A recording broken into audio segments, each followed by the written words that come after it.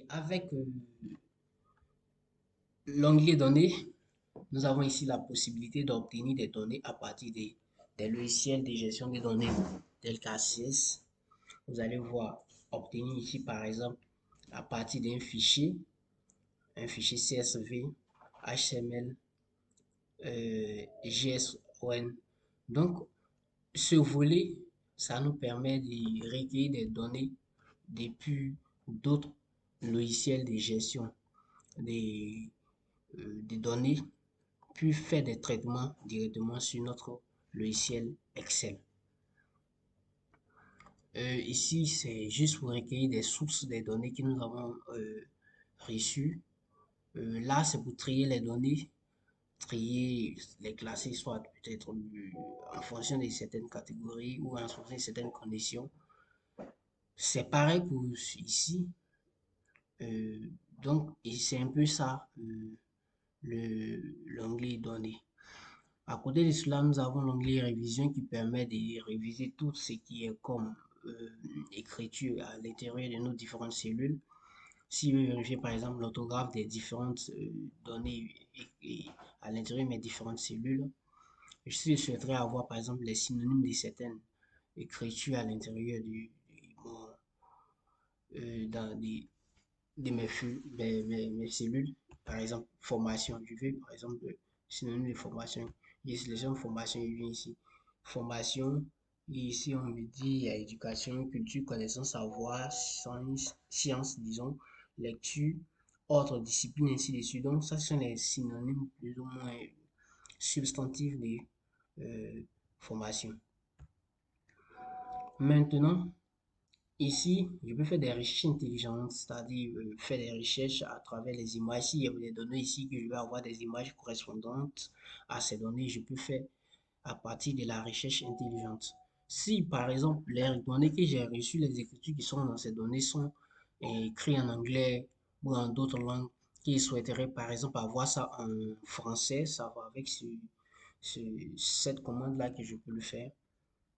Je peux ajouter des commentaires à mon document de sorte que celui qui est en train de lire puisse savoir ce que je voulais représenter à travers ces données. Voilà. Je peux ajouter des commentaires à travers ce volet-là. Et afficher ici, lorsqu'il reçoit des données à partir d'un autre logiciel, la première des choses à faire, c'est de venir vérifier s'il y a des commentaires, disons, euh, sur ces données. Parce que celui qui m'envoie les données peut commenter ces données de sorte qu'il puisse me servir de ces commentaires pour travailler. Mais si je ne vérifie pas, je peux faire autrement ce qu'il me demande. Donc, la première des choses, je clique ici pour afficher tous les commentaires. Par exemple, si je commente quelque chose ici, et je quitte là, quand je viens ici afficher tous les commentaires, vous voyez que le commentaire sort. Il ne savait pas qu'à cette cellule-là, il y avait un commentaire. Mais lorsqu'il a cliqué sur afficher tous les commentaires sont sortis. Donc, je peux dire dans cette cellule, afficher seulement des lettres ou bien afficher seulement des chiffres. Donc, vous devez tenir compte de tout ça parce que lors des différentes évaluations, vous ferez face à ça. Maintenant, cette partie, je vous ai déjà dit qu'on verra protéger la feuille, protéger le classeur, modifier et autoriser la modification des plages. Voilà, on verra ça plus tard. Donc, pour terminer cette partie, nous allons passer à l'onglet affichage. L'onglet affichage ici en mode normal, voilà comment ça s'affiche. Cependant, il peut faire avec les sauts de page. Les sauts de page, comme je vous ai déjà dit, j'ai déjà fait un saut de page. Quand je affiche selon les sauts de page, vous voyez à partir de là, j'ai fait un saut de paille. Donc, les données d'ici, après les formations PowerPoint, vont s'afficher sur une autre page. Parce que j'ai inséré un saut de page là. Je peux faire cliquer simplement sur la mise en page. La mise en page, c'est juste pour voir si je dois faire une impression. Comment est-ce que mes données seront ici départagées en fait. Voir. Maintenant, si je vois, regardez, j'avais fait mes formes. Vous remarquez qu'il y a des formes. Il y a une forme, regardez. Il y a une partie qui se trouve sur l'autre page. Donc, Ça me permet de voir comment mes données seront organisées. Au cas où je décide d'imprimer ou bien convertir en PDF. Et à travers ça, je peux venir personnaliser maintenant la mise en page. Donc, je viens dans normal, je peux venir personnaliser ma mise en page. Là, ça, c'est lorsque j'ai déjà les données, j'ai sélectionné ces données qui peuvent venir personnaliser la mise en page. Ok, quadrillage, nous l'avons vu précédemment. Quadrillage, ça permet d'afficher, c'est très pour marquer la différence entre les différentes colonnes et lignes. Quand je décoche, vous voyez qu'il n'y a pratiquement rien. C'est pas parce qu'il n'y a rien qu'on n'est plus dans Excel qu'on va se retrouver dans Word.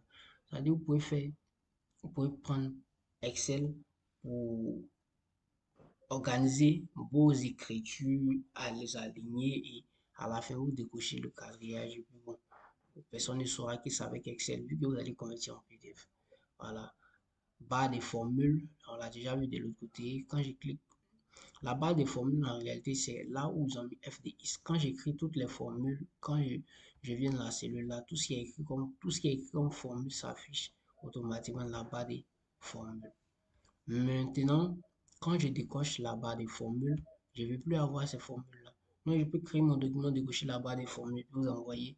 Vous n'avez pas, vous ne pouvez pas, si vous ne savez pas que vous devez cocher pour faire sortir la barre des formules, pour voir mes formules que j'ai appliquées, vous allez vous rendre compte que je n'ai pas utilisé des formules, qu'en réalité, j'ai utilisé des formules, j'ai masqué cette partie. Et puis, les en-têtes, vous voyez, je peux masquer de sorte que vous n'allez pas vous retrouver. Vous ne saurez pas vous êtes dans quelle colonne. Vous êtes dans la colonne A, ou la colonne B, ainsi de suite. Parce que cette partie permet d'afficher les lettres A, B, C, D et aussi les chiffres 1, 2, 3, 4 juste à côté. Ici, zoom, c'est juste pour agrandir la taille de votre écran. Vous voulez voir à quel près, à quel pourcentage près.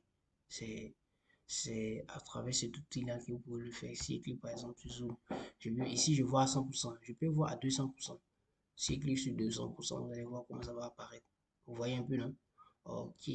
Donc, je reviens là. Pour revenir sur mes 100%, je clique sur zoom, il me met 100%. Maintenant, nous sommes ici, nouvelle fenêtre. Une nouvelle fenêtre où vous voyez, j'ai un document. Je vais l'avoir, je vais ouvrir le même document, hein, dans une autre fenêtre. Peut-être pour comparer certaines parties de mon document, je clique là. Vous voyez que j'ai le même document qui est là. Voici le même document qui est en haut ici. Maintenant, une fois qu'il a fait ça, je viens toujours dans l'onglet affichage, je viens réorganiser tout. Réorganiser tout, moi je peux décider de mettre par exemple en mode cascade. Quand je mets en mode cascade, euh,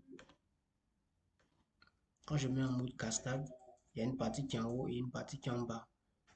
Réorganiser tout, vertical. Vous voyez, voici une partie ici. Donc, c'est de ça qu'il s'agit. Toujours ici, je peux masquer hein, l'autre partie. J'ai masqué l'autre. Et quand j'ai masqué l'autre, automatiquement, le deuxième est sorti ici. Figer les volets. Si j'ai une grosse base de données, hein, un gros tableau, et que je vais naviguer dans ce tableau, mais je veux que lors de la navigation, je vais figer les en-têtes. Par exemple, ici, si je vais naviguer dans mon tableau, je veux qu'à chaque fois qu'il défile, vous voyez, quand je défile, euh, colonne 1, colonne 2, colonne 3, les en-têtes défilent aussi. Mais si je viens dans figer les volets, et que je fige, je me mets là, je me mets là, ici, ok, je vais figer les volets. Clique là, figer la première colonne.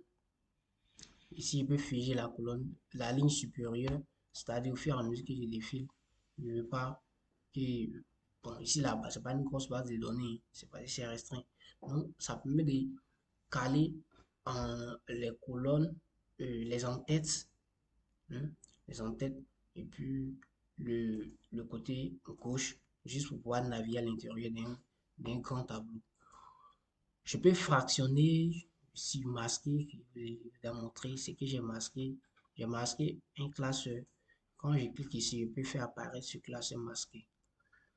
Donc, c'est un peu ça et nous sommes à la fin de ce premier module qui a été consacré à la compréhension des concepts de base, hein, et de l'interface utilisateur de Microsoft Excel. Euh, nous allons continuer avec notre deuxième volet. Donc, je vous attends pour la suite. Merci.